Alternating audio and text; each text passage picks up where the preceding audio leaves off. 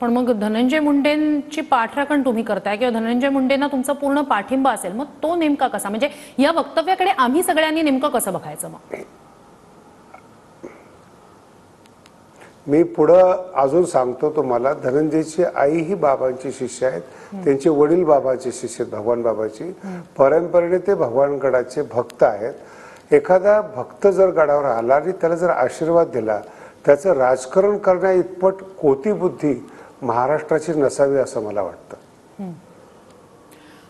तुम्ही भगवानगडाचे आशीर्वाद दिले असं म्हणताय, पण आता सध्या जे काही सगळं सुरू आहे, म्हणजे धनंजय मुंडेंवर आरोप होत आहेत, संतोष देशमुख यांची हत्या झाली, संपूर्ण राज्यभरात अनेक ठिकाणी जनआक्रोश मोर्चे निघालेले आहेत, या सगळ्याच्या पार्श्वभूमीवर तुमचं जेव्हा हे वक्तव्य समोर येतो त्यानंतर मग सवाल विचारले जात आहेत।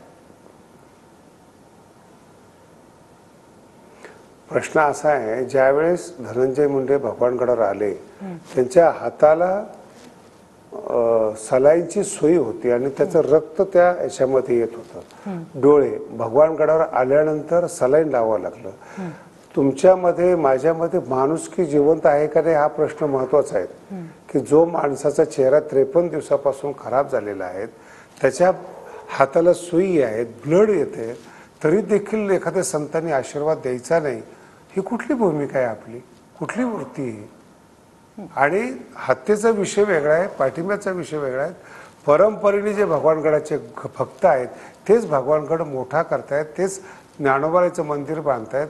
आज भगवानगडावर सगळ्या समाजाचे 150 विद्यार्थी आहेत, सगळ्या समाज विनामूल्य गडावर अभ्यास करतायत, 4000 माणसं रोज जेवण करतायत, त्याची दखल घ्या ना।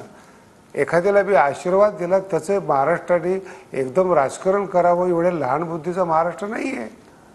आणि माझ्या आशीर्वाद दिल्याने राजकीय पेच प्रसंग निर्माण होण्याचे काही कारण नाही आहे। हत्येला जर मी सपोर्ट केला असता, आरोपीला सपोर्ट केला असता, तर तुमचं म्हणणं बरोबर होतं।